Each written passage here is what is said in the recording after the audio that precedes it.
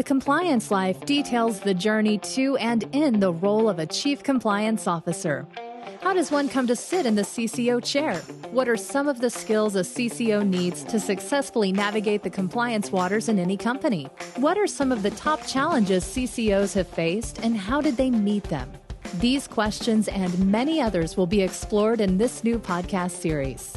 The Compliance Life is hosted by Tom Fox, and each month he'll present the story of one CCO through 4 episodes. The Compliance Life is a production of the Compliance Podcast Network. For the month of March on The Compliance Life, I visit with Rob Chesnut. Rob was most recently the Chief Compliance Officer at Airbnb. Rob has had a long and distinguished legal career, starting out with the U.S. Attorney's Office, then moving across the country to join eBay in the 1990s. He worked in Silicon Valley for the next 20 years or so. In 2016, he moved to Airbnb as their general counsel, and later moved to take on the role of the Chief Ethics Officer. He also wrote the best-selling book, Intentional Integrity. It's a really fascinating podcast series. Rob has a unique journey, as do all Chief Compliance Officers.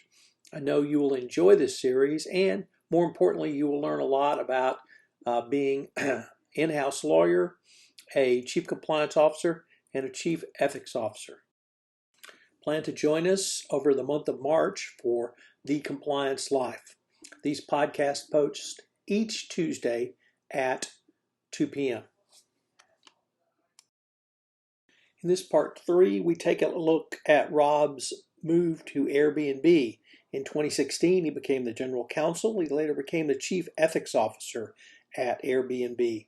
He talks about the top 3 things he learned as the chief ethics officer and what that means for ethics officers going forward. Hello, everyone. This is Tom Fox, back for another episode of This Month in The Compliance Life. I'm visiting with Rob Chesnut. Rob, first of all, welcome back. Thanks for having me. So, Rob, in 2016, you moved to Airbnb as the general counsel. I was wondering if you could give us a sense of what it was like in the early days from your perspective. Well, Chegg, I had been at Chegg for about 6 years and taken the company public when Airbnb approached me. And Airbnb at this point was a good-sized company. They had a legal department of about 25 people, I think.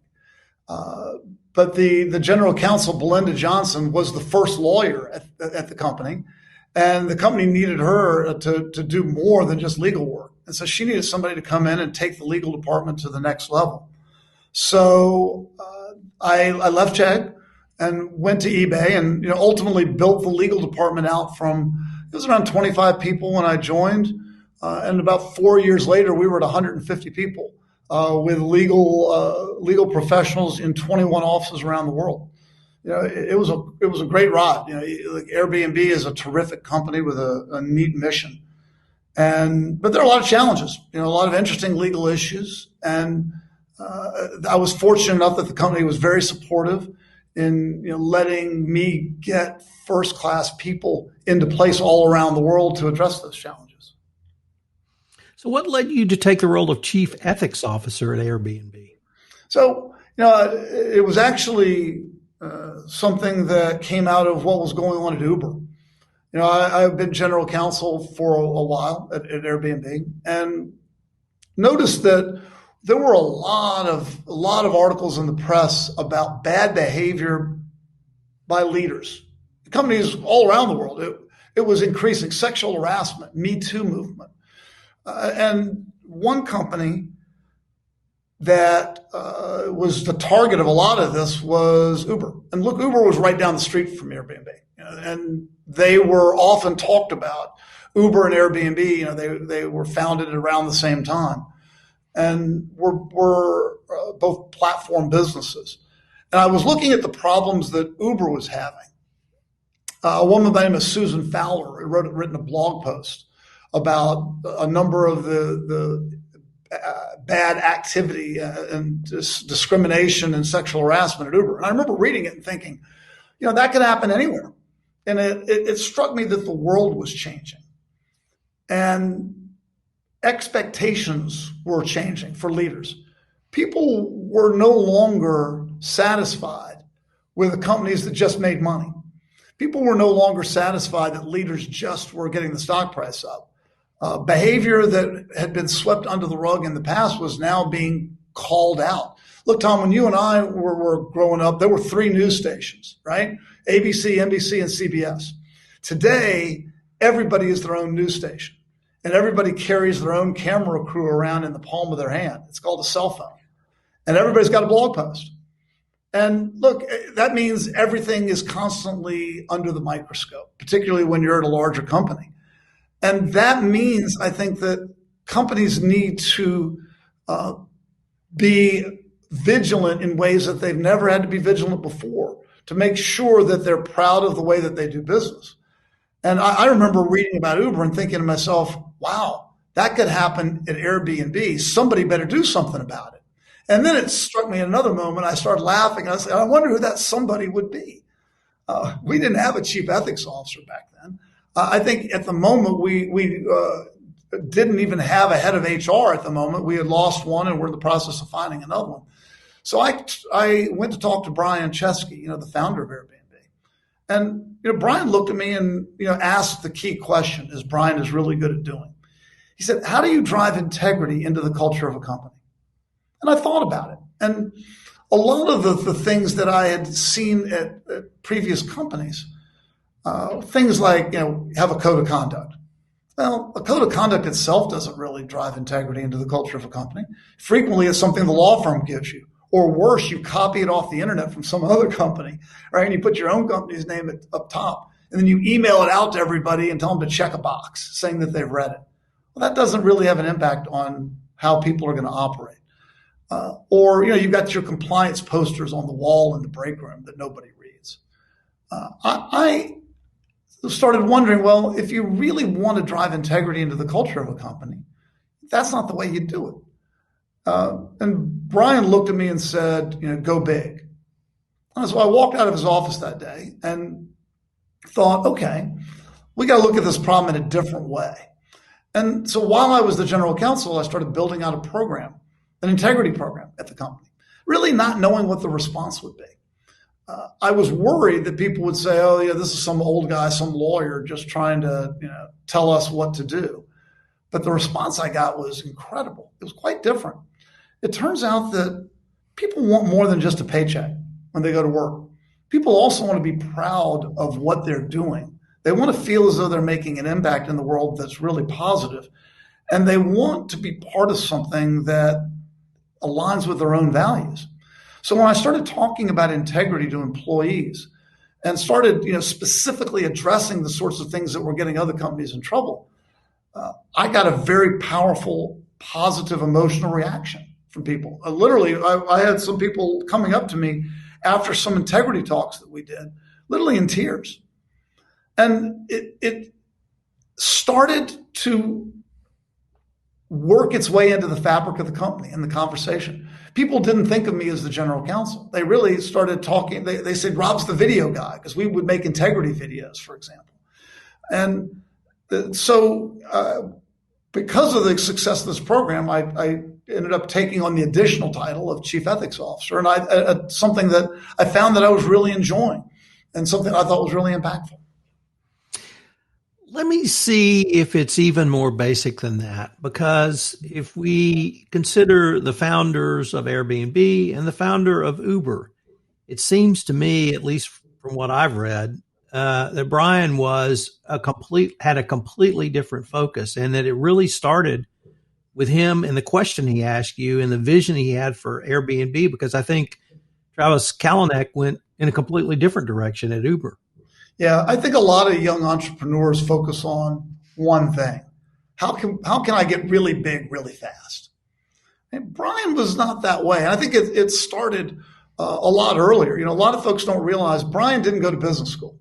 Like, Brian never even worked at a company until he started Airbnb. Brian's parents were social workers in upstate New York. So, Brian grew up, I think, with a strong sense in his own home of the importance of doing things for others. And he went to design school. And in design school, he went to the Rhode Island School of Design, where they focus on something called ethical design. So design, for example, that's bad for the environment is bad design. And so Brian, I think, unlike a number of other entrepreneurs, that's not to say that other entrepreneurs are necessarily unethical. Some are and some aren't. But Brian, I think, came at it with a different perspective than I think a lot of other leaders. And I think it's one that's served Airbnb actually really well. And that is Brian doesn't put money first. Brian, if you ask Brian to do something that would drive the stock price up 10%, most executives would jump at it and do it no matter what. Brian would look at it and really ask, is that aligned with our mission? And is this in the best long-term interest of all of our stakeholders? So I think he's asking different questions, looking at things differently that I think will serve the company well for many years to come. So what are 2 to 3 of the top things you learned kind of evolving from the chief legal officer to the chief ethics officer?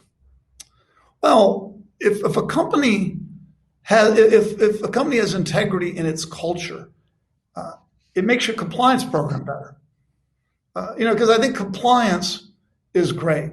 People want to comply with the law because that's what the law says. Integrity is about doing the right thing, regardless of what the law says. And frequently it goes beyond the law. Integrity, I think, speaks to your heart. It speaks to what you're passionate about. It speaks to your values. And so if you have a company where integrity is woven into with the culture, it makes your compliance efforts more effective because people are automatically bought into doing the right thing. People are not constantly fighting this idea of, will it drive an extra dollar of revenue?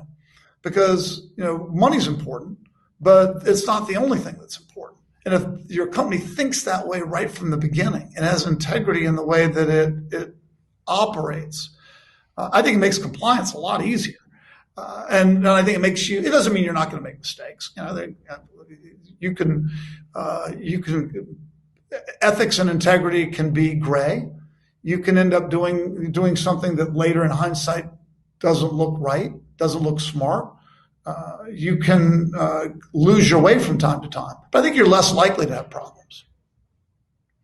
So, Rob, unfortunately, we are near the end of our time for this episode, but I hope our listeners will join us for our next episode, our concluding episode, where we take a look at the veiled land of the future. I look forward to continuing the conversation.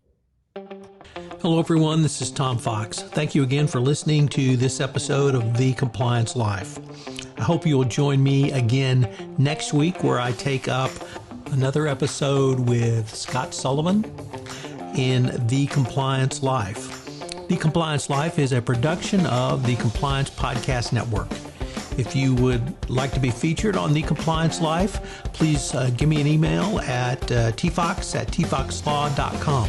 Also, if you like this series, please give us a rating on iTunes.